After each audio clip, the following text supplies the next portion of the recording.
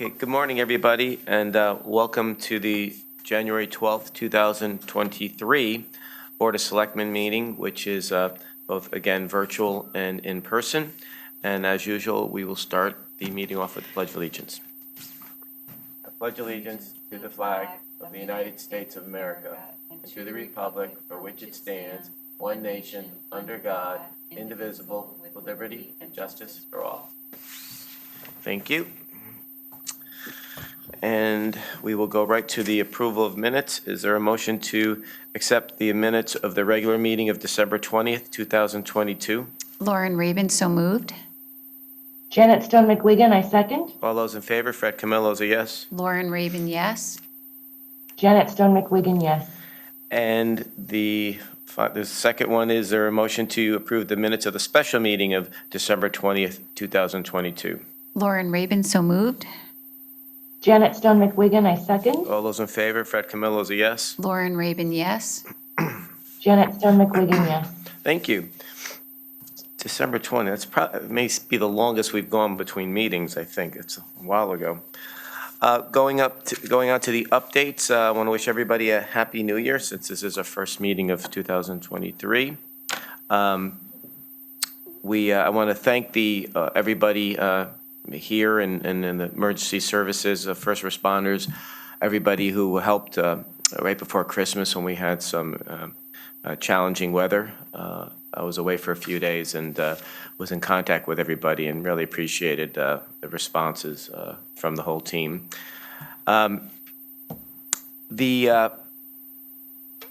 Saturday, there will be a memorial for our late tree warden, assistant tree warden, Steve Gutzbadenoff. I believe it's 1 to 4 at the Miana's Boat and River Yacht Club. So if you knew Steve, please stop by and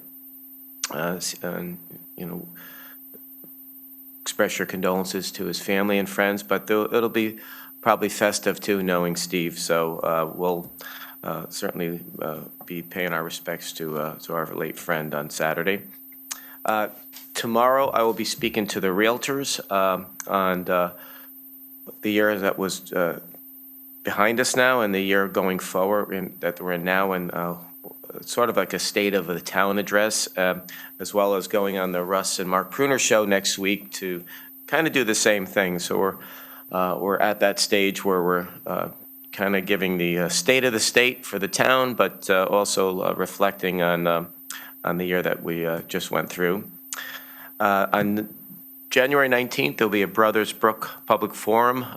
That will be the area around where Echo Lane is and Hillside Drive. So if you're in that area, please try and join us for that. We have a townwide study that we're going to be releasing on flooding for each part of the town. So certainly that area will be included in it.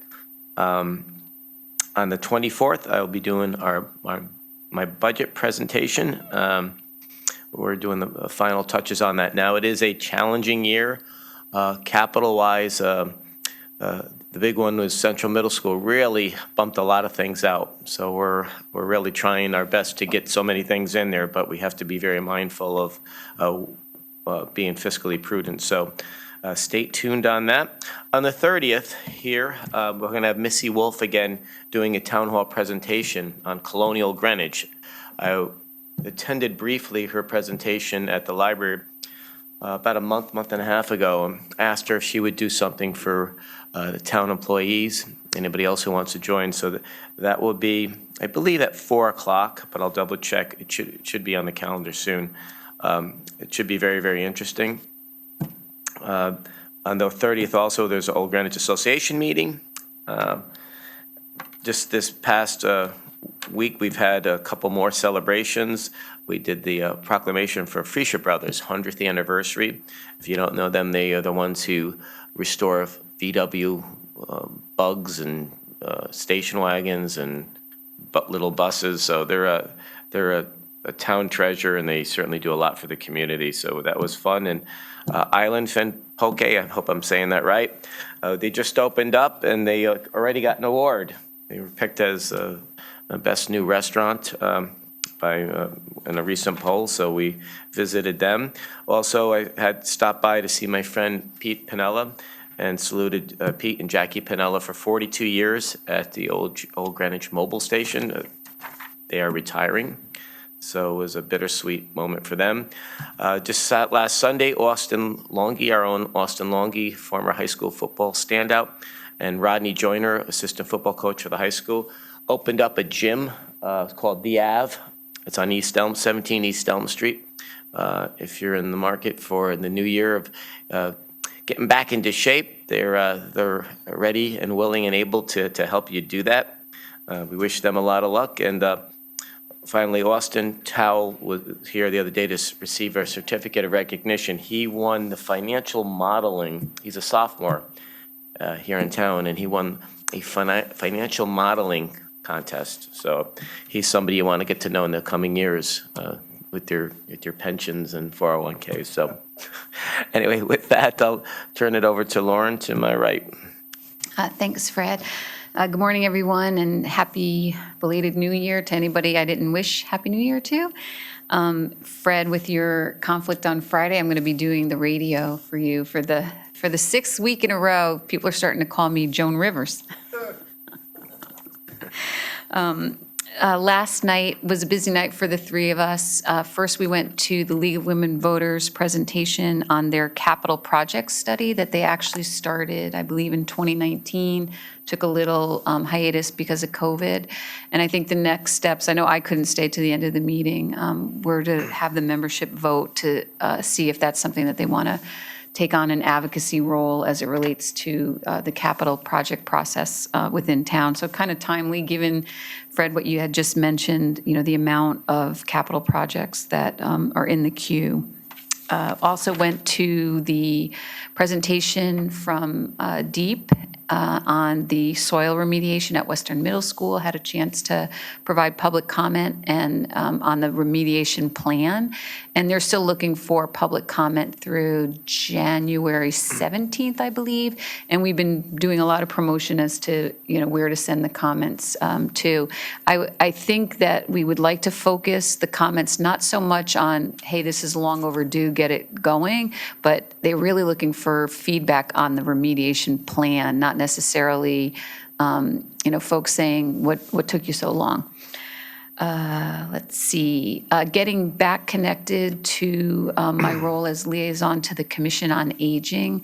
Thankfully, the RTM did accept the gift in December, so starting to think about how that monies will apply, as well as, the constraints of any of our town personnel as it relates to, building improvements of the senior center. So something I'll be looking into, and going to be starting the strategic plan again. I can't believe 3 years have already gone by.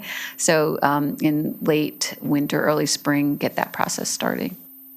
Thank you. Before I turn it over to Janet, I want to thank Janet and Lauren and former Representative Bacino last night for being there and being strong advocates for the remediation plan.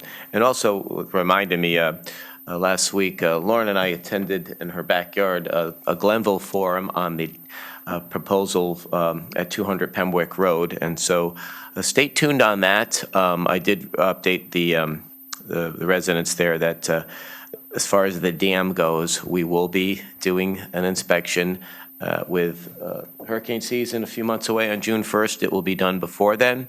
We're sorting out the ownership issue, but we want to make sure that that we know that with the condition that dam is in, and set up a schedule for routine maintenance, which should be every 2 years.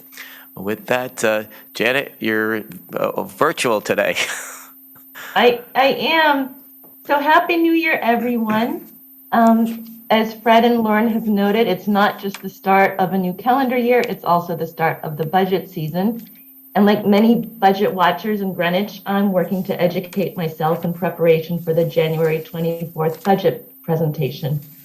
For starters, I thought I'd read the town's operations plans for fiscal year 2023-24, all 116 pages, because one never knows if there will be an Easter egg at the end.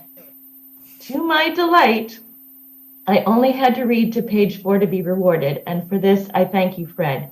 because on page 4, at the top of the goals coming from the Office of the First Selectman, it reads, grow town's green footprint as a sustainable Connecticut silver community through the efforts of the Greenwich Sustainability and Enhancement Committee to further identify and expand initiatives such as the food scrap and textile recycling programs, waste management, and community engagement.